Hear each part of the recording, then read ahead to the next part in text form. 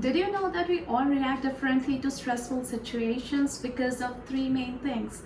The genes we are born with, the experiences we have had, and the coping skills that we learned along the way, like problem solving or planning ahead. Now, we may not be able to do anything about the first two, the genes we are born with and the experiences we have had, but we can definitely become more resilient by building good coping skills into our approach.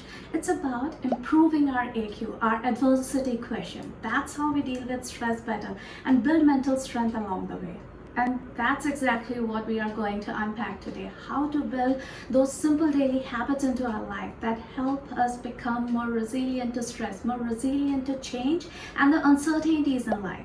See, resilience is our ability to stay calm when we have setbacks in the face of distress or tough situations. Like those people whom you can see that they are feeling everything, but they still know the right thing to do next. And that requires a certain amount of clarity. But when we are in the middle of any tough situation, we automatically go into the stress mode, right? The fight, flight, or freeze mode. And it really becomes physically impossible to think clearly, to give the right answer or know which is the best option to choose, because those are all the works of our prefrontal cortex, which is pushed back as soon as the primitive brain takes over, which handles all the stress. And to be able to deal with any big thing, we have to keep practicing on the smaller things first, right?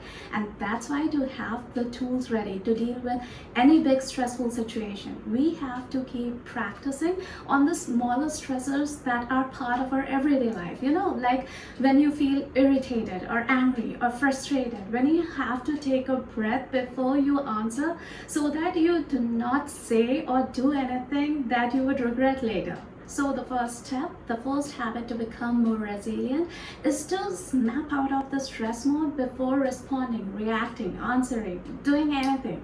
Complete the sentence for yourself before doing anything. I'm feeling angry, frustrated, or whatever, but because when we force ourselves to think, to complete the sentence, it forces us to engage our prefrontal cortex, which is the hub of all our thinking and reasoning.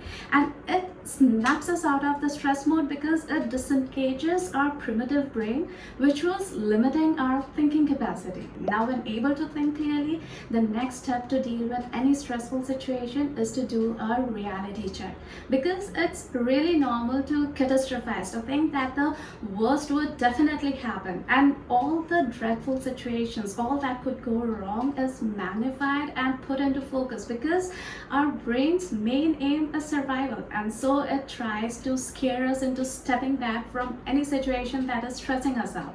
And that's why it's truly important to know how the situation truly is, what the situation is truly like, because only then can we know what we can change or influence to feel more in control, right? So the second habit to become more resilient is to do a reality check every time we feel things are starting to spin out of control.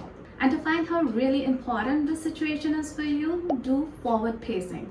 Imagine your life 6 months from now. So is the situation that's stressing you today still important now?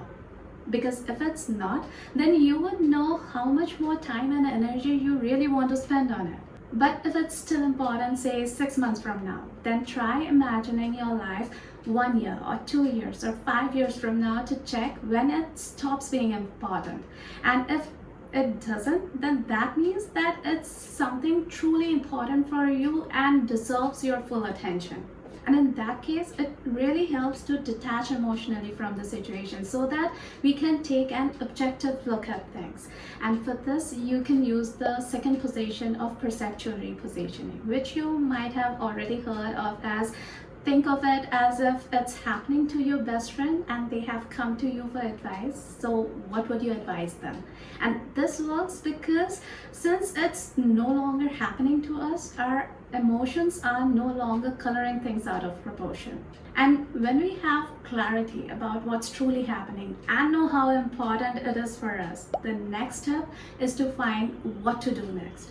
See, failures, roadblocks, hurdles, they are not really the end of the road, and they definitely do not define who we are or what we are capable of, because whether we think we can or we can't, there's always something we can do to change or influence whatever's happening. And that's what the next habit to become more resilient is. Looking at every hurdle, every failure, every impossibility as just another problem to be solved along the way. It's about practicing and improving our problem solving skills.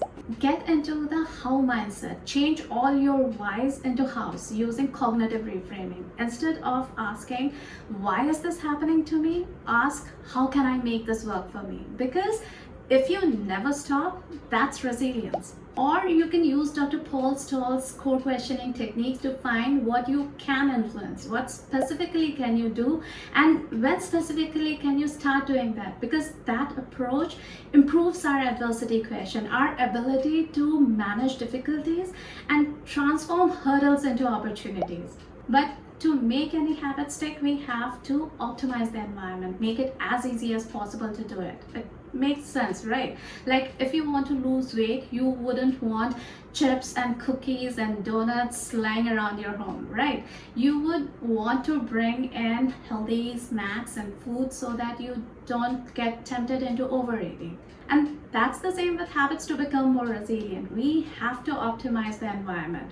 So the next habit is saying no to spending time around those people who find something to complain about everything rather than doing anything about it. Because research has shown that we are more affected by our environment than we think we are. Whether it's how it influences our sense of fashion, the way we think, our decisions, or even our self-esteem. It's called the law of averages. Now, if you can avoid them, then do so. That's good. But it's not always that simple, is it? So when it's not that simple, use opportunity cost to check whether saying no wouldn't really be the better option. Check if you interact with them, what does that come at a cost of? Your mental peace, your self-confidence, your self-esteem, and is what you're trying to avoid by meeting with them really worth all that? But if it still is a complicated situation for you, then go in with your ideas clear about what the situation really is. And so anything being said otherwise is only a reflection of the speaker's own attitude and their point of view, not the reality. And here's where the fifth habit comes in. To become more resilient, we need to be able to manage our emotions better, because we are first and foremost emotional beings. Emotions that come up naturally and we have no control over. But they also cloud our judgment and we end up doing things that aren't really helpful. And so even though we can't control our emotions, what we can do is control how we act or react when feeling a certain way. And that's the fifth and one of the most important habits to become more resilient. Managing emotions better, having better self-control. It's not about bottling up or denying our emotions, but about not acting on the first impulse when feeling a certain way, and how to respond in a rational and helpful way, no matter how tough the situation. And this video over here shows how to do that exactly, how to boost our emotional intelligence so that we handle any situation better, whether in personal or professional life. I hope you found this video useful. Take care, and I'll meet you in the next video.